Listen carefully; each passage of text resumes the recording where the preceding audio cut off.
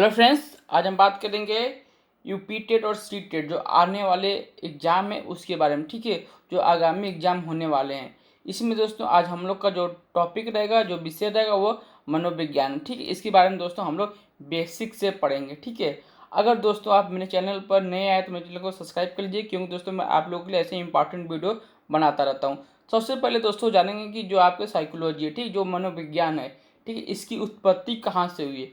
ठीक है, तो जो दर्शन शास्त्र, ठीक है, मनोविज्ञान की उत्पत्ति दर्शन शास्त्र से हुई है। ठीक है, जिसको आप आत्मा के अध्ययन या आत्मा का विज्ञान के नाम से जानते हैं। ठीक है, मनोविज्ञान में आने वाले विज्ञान को हम लोग आत्मा के विज्ञान के नाम से जानते थे।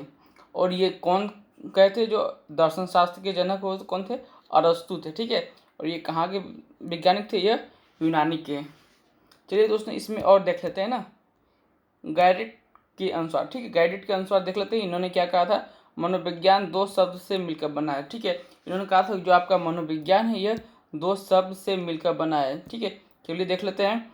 पहला है साइकी, दूसरा है लोगोस। ठीक है, ये कौन सा शब्द है? यह यूनानी ग्रीक शब्द था। तो जो गैरिट महोदय ने बोला था कि मनोविज्ञान दो शब्द से मिलकर बना है। पहला क्या है? आत्मा। ठीक है, दूसरा है अध्ययन। इसमें दोस्तों इसीलिए दोस्तों इसको आत्मा का विज्ञान कहा गया, क्योंकि इसमें आत्मा की बात कही गई है। ठीक है, ये कौन बोलते हैं? गैरिट महोदय बोलते हैं। चलिए इसमें और देख लेते हैं।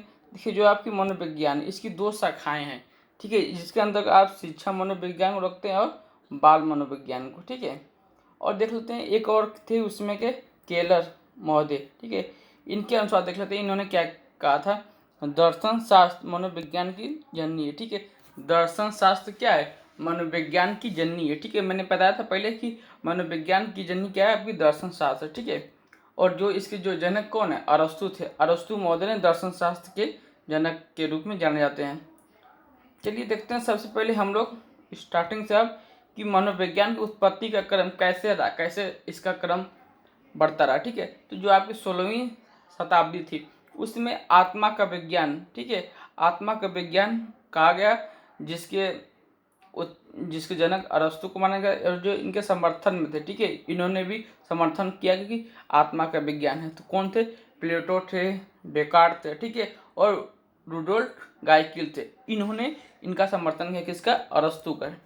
देख लेते हैं एक रुडोल्फ गाइकिल, इन्होंने क्या इनके बारे में देख लेते हैं। तो इन्होंने मनोविज्ञान की पहली पुस्तक लिखी। ठीक है, जो अगर पूछ ले एग्जाम की मनोविज्ञान की पहली पुस्तक किसने लिखी, तो वो रुडोल्फ गाइकिल ने लिखी। ठीक है, और इनके पुस्तक का क्या नाम था दोस्तों? वो साइकोलॉजिया। ठीक है, इनके जो पुस्तक का नाम था वो साइकोलॉजिया था, जो 1590 में ये प्रकाशित होती। ठीक है, इसमें कुछ बातें हैं, देख लेते हैं। मनोविज्ञान का ग्रंथ कहा जाता है। ठीक है, आपको साइकोलॉजिया जो पुस्तक है इसको क्या क्या संज्ञा दी गई थी? मनोविज्ञान का ग्रंथ के रूप में भी इसको जाना जाता है। और सेकेंड पॉइंट देख लेते हैं, मनोविज्ञान की प्रथम पुस्तक। ठीक है, अगर पूछ लिया जाए कि जो मनोविज्ञान की प्रथम पुस्तक है वो कौन सी, वो साइकोलॉजिया है। किसने लिखा था? वो रुडोल्फ गाइकिल ने लिखा था। अब इसमें और देख लेते हैं हम लोग। देखिए अब इसके बाद क्या हुआ,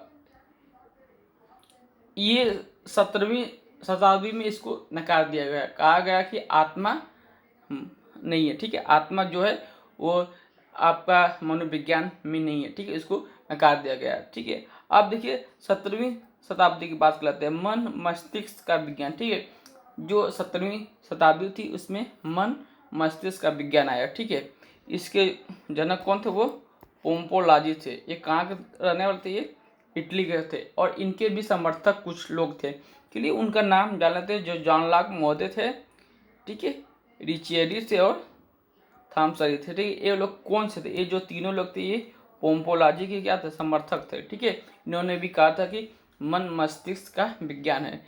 ठीक है, तो इसमें दो बातें आई। साइकी का, देखिए उसमें साइकी का अर्थ आत्मा कहा गया और इसमें साइकी का अर्थ मन कहा गया। ये मन का विज्ञान। ठीक है, देखिए फिर इसके बाद 17वीं शताब्दी के बाद, ठीक है, इसको भी नकारा गया। ठीक है, 17वीं शताब्दी के बाद इसको भी नकार दिया गया कि इसको मन मस्तिष्क के विज्ञान को। अब दोस्तों कौन सा आता है? वो चेतना या चेतन का विज्ञान या अनुभूति, इसको आप बोल सकते हैं। ठीक है, और इसके जनक के रूप में आप विलियम वुंट को जानते हैं। ठीक है, विलियम वुंट थे जो चेतना, ठीक है, के जनक थे। और ये कहाँ के रहने थे? ये जर्मनी के रहने वाले थे। और इनके जो सहायक थे वो विलियम जेम्स थे। ठीक है, कहाँ? अमेरिका के थे। और जेम्स सली थे। चलिए देखते हैं चेतना के बारे में जानते हैं। मस्तिष्क के आंतरिक विचार ही चेतना।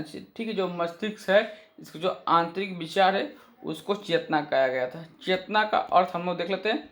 भावना से होता है, अनुभूति से होता है और संवेदना से होता है। ठीक है, जो आपके भावना के रूप में प्रतीत होता है, अनुभूति किसी चीज़ से करते हैं या संवेदना करते हैं। ठीक है, ये आपका चेतना का बात कही गई है।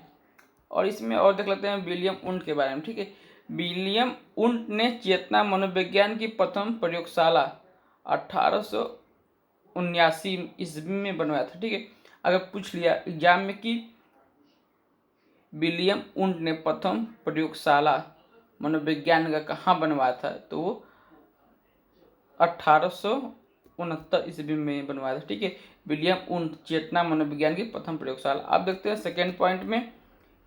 अब इसे कार्ल मार्क्स विश्वविद्यालय के नाम से जानते हैं। ठीक है, जो इन्होंने बनवाया था चेतना मनोविज्ञान की प्रथम प्रयोगशाला, इसको वर्तमान समय में कार्ल मार्क्स विश्वविद्यालय के नाम से जाना जाता है। और देख लेते हैं नेक्स्ट पॉइंट में हम लोग 1880 ईस्वी में इसे मनोविज्ञान के स्वतंत्र विषय के रूप में मान्यता मिली। ठीक है, 1880 में इसको, ठीक है, स्वतंत्र विषय में, ठीक है, मनोविज्ञान का जो स्वतंत्र विषय है इसकी मान्यता मिली। कब मिली थी? वो 1880 में। ठीक है, अगर एग्जाम में पूछा गया तो। इसमें दोस्तों और देख लेते हैं। चेतना पर प्रयोग करने के लिए 1879 ईस्वी में विलियम वुंट ने जर्मनी के लिप्जिंग शहर में लिप्जिंग विश्वविद्यालय में प्रथम प्रयोगशाला स्थापित किया। ठीक है, इसमें बताया जाता है कि जो चेतना पर प्रयोग करने के लिए जो 1869 ईस्वी में इन्होंने क्या किया था, जो एक जर्मनी का एक शहर था, उस शहर का नाम क्या था? लिप्जिंग शहर था। ठीक है, उसी के अंदर लिप्जिंग विश्वविद्यालय में प्रथम जो प्रयोगशाला है वहाँ पर स्थापित किया था। कौन किया था? वो विलियम वुंट ने किए थे। अब देखते हैं, इनको आधुनिक विज्ञान के जनक विलियम वुंट को माना जाता है। ठीक है, जो आधुनिक विज्ञान के जनक हैं उसको विलियम वुंट के रूप में इनको जाना जाता है। आप देखते हैं नेक्स्ट, प्रयोगात्मक मनोविज्ञान के जनक विलियम वुंट है। ठीक है, जो प्रयोगात्मक मनोविज्ञान के जनक है वो विलियम वुंट है। लेकिन दोस्तों 19वीं शताब्दी में इसको भी नकारा गया, क्योंकि इसको कहा गया कि चेतना मनोविज्ञान की अंतर्गत नहीं आता है। चलिए देखते हैं नेक्स्ट, जो दोस्तों ये आपका मोस्ट इम्पॉर्टेंट यही आपका है व्यवहार का विज्ञान। ठीक है, जो 1912 से 13 के बीच में आया था। तो जो व्यवहार का ज्ञान था उसको जॉन ब्रोडस वाटसन, जिसको आप जेबी वाटसन के नाम से प्रसिद्ध हैं। ठीक है, इनका कहाँ थे? ये अमेरिका के थे। ये व्यवहारवाद के जनक कहे जाते हैं। कौन? जेबी वाटसन। ठीक है, और इनके जो सहायक थे, ठीक है, सहायक कौन थे? B.F. स्किनर थे, E.P. पावलोव थे, C.L. हल थे, वुडवर्थ थे, मैकडोगल थे। ठीक है, ये लोग कौन थे? इनके सहायक थे। ठीक है, और वर्तमान समय में जो आपका है मनोविज्ञान है वो व्यवहार का ज्ञान ही मनोविज्ञान है। वर्तमान समय में की बात की जाए तो ये अभी से चला आ रहा है। देखिए, इसमें मैकडोगल महोदय थे, उन्होंने एक पुस्तक लिखी थी। कौन थी? Outline of psychology. ठीक है, पुस्तक में व्यवहारवाद शब्द का प्रयोग किया था। ठीक है, व्यवहारवाद शब्द का प्रयोग अगर पूछ लिया एग्जाम में कि व्यवहारवाद शब्द का प्रयोग सर्वप्रथम किसने किया था, तो ये मैकडोगल ने किया था। कहाँ किया था? इनकी जो एक पुस्तक थी आउटलाइन ऑफ साइकोलॉजी। ठीक है, अगर व्यवहारवाद के जनक पूछ लिया जाता वो कौन होंगे? जेबी वाटसन होंगे। ठीक है, व्यवहारवाद के विज्ञान में, ठीक है, इन्होंने किस किस चीज़ों पे इन्होंने किया था। ठीक है, तो ये मनुष्य, पशु, पक्षी सभी पर अपने प्रयोग किए थे। ठीक है, अब देखते हैं वुडवर्थ महोदय ने क्या कहा था। चलिए इसके बारे में देख लेते हैं। मनोविज्ञान ने सर्वप्रथम अपनी आत्मा को त्याग किया। ठीक है, आत्मा के कौन थे? वो अरस्तु थे। ठीक है, उन्होंने मनोविज्ञान को आत्मा का विज्ञान माना था, लेकिन इसको त्याग हो गया। कौन बोल रहे हैं? वुडवर्थ बोल रहे हैं। फिर अपने मन को छोड़ा। इसके दोस्तों कौन थे? वो पोम्पोलाजी थे। बाद में अपनी चेतना खोई। कौन थे इसके? William Wundt. ठीक है, यहाँ पे दोस्तों आप लोग ये अगर याद कर लेंगे तो आपको ज़्यादा दिक्कत नहीं होगा इनकी परिभाषा वुडवर्ड के अनुसार। और अब व्यवहार की विधि स्वीकार करता है, ठीक है। इसमें किसकी विधि है? व्यवहार की विधि स्वीकार करता है। इनके दोस्तों एक परिभाषा में एकदम आपकी चारों जो पीढ़ियाँ हैं इसको क्लियर हो जा रही हैं। चलिए देख लेते हैं परिभाषा। जे.बी. वाटसन के अनुसार इन्होंने क्या बोला था? मनोविज्ञान विज्ञान का धनात्मक निश्चित शुद्ध विज्ञान है, ठीक है।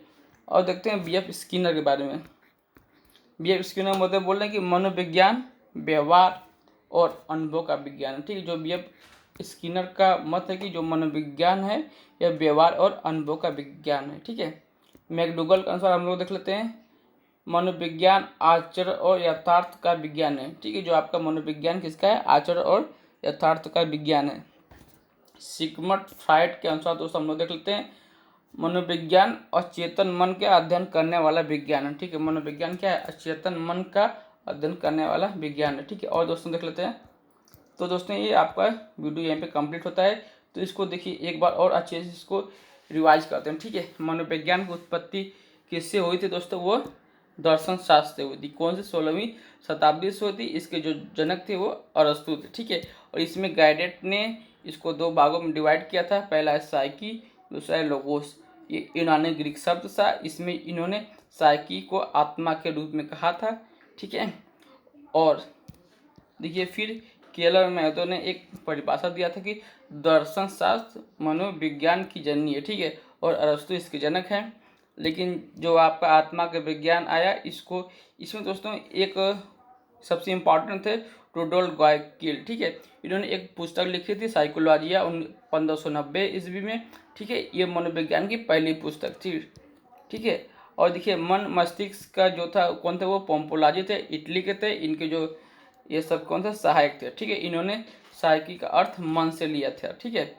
और 17वीं शताब्दी में इसको भी नकारा गया। फिर आया चेतना का विज्ञान, ठीक है, जिसको विलियम वुंट थे, वो जर्मनी के थे। और इन्होंने मस्तिष्क को कुछ भागों में बांटा था, भावना, अनुभूति और संवेदना, ठीक है। इनके कहने का मतलब था कि मस्तिष्क के आंतरिक विचार ही चेतना है। और विलियम वुंट ने मनोविज्ञान की प्रथम प्रयोगशाला 1879 ईस्वी में बनवाया था, ठीक है। और इसका जो नाम है वो कार्ल मार्क्स के नाम से जाना जाता है इस विश्वविद्यालय, ठीक है। और फिर आगे चल के इन्होंने विलियम वुंट ने जर्मनी के जो लिपचिंग शहर है वहीं पे इसी के नाम से, ठीक है, विश्वविद्यालय की प्रथम प्रयोगशाला स्थापित किया था। और आधुनिक मनोविज्ञान के जनक इन्हीं को जानते हैं और प्रयोगात्मक मनोविज्ञान के जनक इन्हीं को जानते हैं। फिर आया व्यवहारवाद, जिसको जे.बी. वाटसन के नाम से जानते हैं, व्यवहारवाद के जनक के रूप में। ये 1912 से 13 से स्टार्ट हुआ था। इसके जो सहायक हैं आप देख लीजिएगा। और इसमें मोस्ट इम्पॉर्टेंट था कि जो मैकडूगल की एक पुस्तक थी आउटलाइन ऑफ साइकोलॉजी, इसमें व्यवहारवाद शब्द का प्रयोग सर्वप्रथम मैकडूगल ने अपनी पुस्तक में किया था, ठीक है। और व्यवहारवाद के जो प्रयोग करने वाले थे वो मनुष्य, पशु, पक्षी आदि पर प्रयोग किए। वुडवर्थ ने एक अच्छा सा परिभाषा दिया। उसने बोला था कि मनोविज्ञान ने सर्वप्रथम अपनी आत्मा को त्याग दिया है, फिर मन को छोड़ दिया है, फिर चेतना खो दी और अब व्यवहार की विधि स्वीकार करता है, ठीक है। ये सब परिभाषाएं। तो दोस्तों मेरा वीडियो आपको कैसा लगा कमेंट कर जरूर बताइएगा। अच्छा लगा लाइक कीजिएगा, इस वीडियो को दोस्तों में शेयर कर दीजिएगा। आप मेरे चैनल पर आएँ तो मेरे चैनल को जरूर सब्सक्राइब कर लीजिएगा।